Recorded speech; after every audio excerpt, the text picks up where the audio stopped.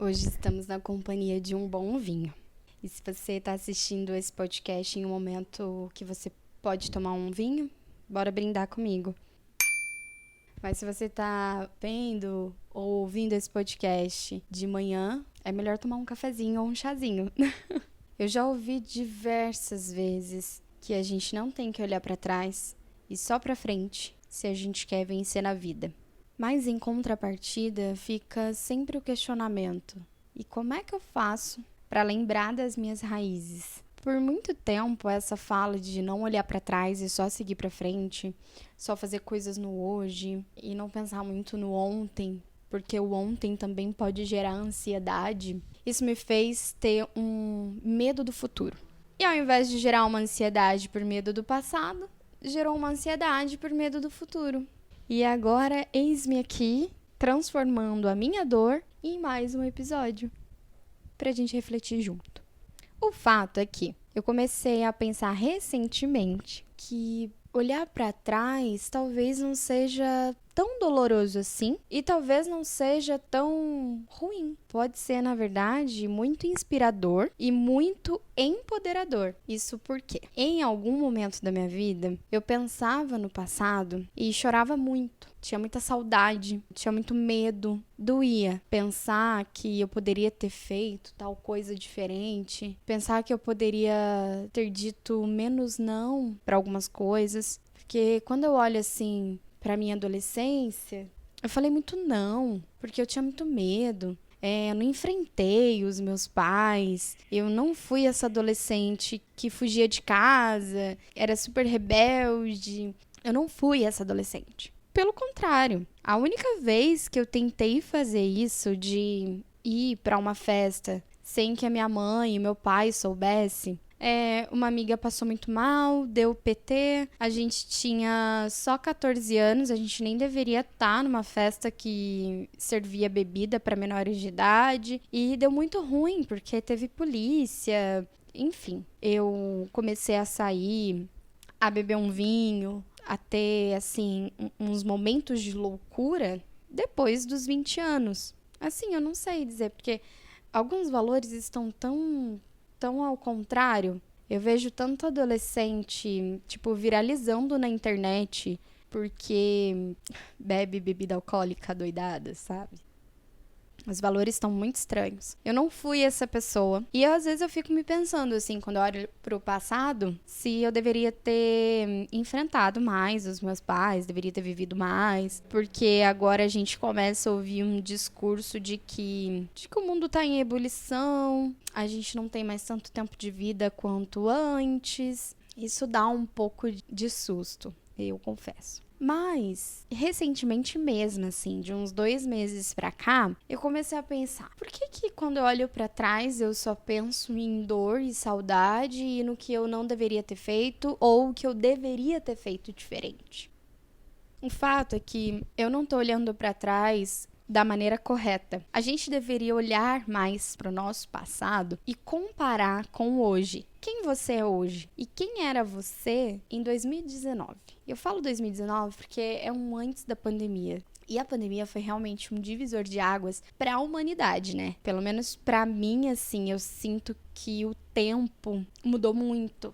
Eu tenho a sensação ainda de que o tempo em si tá passando mais rápido, o dia passa mais rápido. Em questão de tempo biológico, ficou diferente. Tem que olhar para trás e perceber que a gente cresceu, que a gente não é mais mesquinho. Pessoas que a gente colocava em primeiro lugar não estão mais. Olhar para trás é perceber que os ciclos em si, eles mudaram.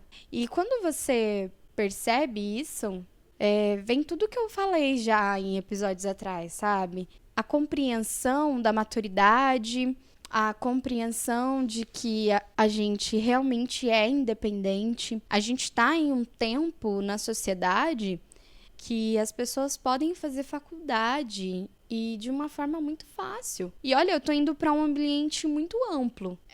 A gente cresceu muito, assim. Por exemplo, quando eu olho para trás agora, nesse exato momento, e me vejo aqui, destravada, fazendo esse podcast, era o que a Larissa lá atrás estava lutando internamente e às vezes até chorava que queria ter esse momento agora, assim. Perder a vergonha de falar, de produzir conteúdo. Então é muito louco, tipo, olhar e ver que realmente as coisas mudaram, realmente você tá fazendo uma coisa que você sonhou lá atrás. Você pode não estar no seu melhor momento. Você pode não estar realizando aquele sonho more. Porque tem o sonho more e tem os sonhos menorzinhos. Você esquece, às vezes, dos menorzinhos, porque você tá focado naquele grandão. Por exemplo, eu quero comprar uma casa. Mas tem tantos outros sonhos pequenininhos, que é queria almoçar em tal restaurante. E aí você adia, porque você quer guardar dinheiro para aquele sonho maior, entendeu? Que é o comprar a casa. Então, assim, olha para trás e vê quais sonhos pequenos você deixou de fazer porque o seu sonho maior ainda está para acontecer. Eu acho que a gente tem que ter um equilíbrio. Não é deixar de olhar para trás para viver o hoje e conquistar aquilo que você sonha, mas é olhar para trás e entender o porquê que você tem que viver o hoje e continuar caminhando. Tá fazendo sentido? Tem que tá. Enfim, eu tava refletindo isso. Aí, eu comecei a fazer um exercício de, quando eu olho para trás, para situações que me doem, eu tento cutucar mais essa situação e comparar com hoje. Como que eu faria hoje? E é muito louco também que, por exemplo, resolvemos pedir um delivery.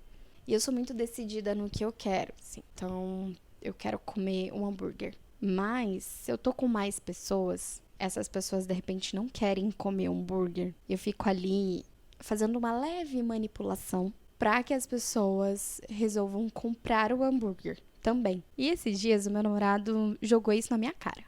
Bom, naquele momento, beleza, ficou um climão. Acabou que a gente pediu o que eu queria. Mas, nesse final de semana que passou, eu me percebi agindo diferente e realmente me esforçando para agir diferente e não demonstrar isso no rosto, sabe? E foi quando eu olhei para trás e pensei, cara, antes eu faria diferente. Eu não estaria nem aí, nem iria me esforçar. Eu iria manipular com o meu rosto, com a minha insatisfação no olhar, e ia ficar um climão do mesmo jeito. Mas dessa vez não. E ele realmente percebeu que eu estava me esforçando.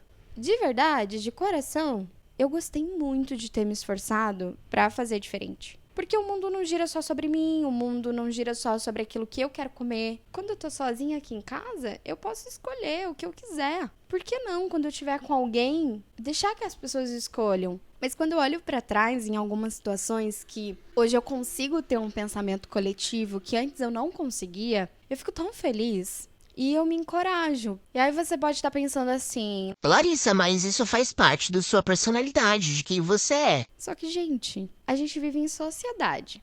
Se a minha personalidade tem dificuldade com isso, eu acho que eu preciso aprimorá-la. E toda personalidade, ela pode ser lapidada, ela pode ser melhorada. Eu posso trazer esse traço da minha personalidade, persuasiva e manipuladora e controladora, para o bem. O fato é que quando eu olho para trás e vejo que não só o local onde eu estou, as pessoas com quem eu convivo, os bens que eu tenho ou os bens que eu não tenho mais mudaram, e eu olho para trás e vejo também que a minha personalidade e traços de quem eu sou tiveram um up, eu fico tão feliz com isso. Me dá uma força e um empoderamento para continuar, para seguir em frente. Embora em alguns dias eu tenha alguns devaneios e não vejo sentido da vida, em outros momentos eu consigo observar que a vida realmente está fazendo sentido. E eu fico muito feliz de perceber que o passado, na verdade, doeu para que ficasse melhor. Ou doeu para que algumas coisas realmente fossem podadas. E tá tudo bem, né?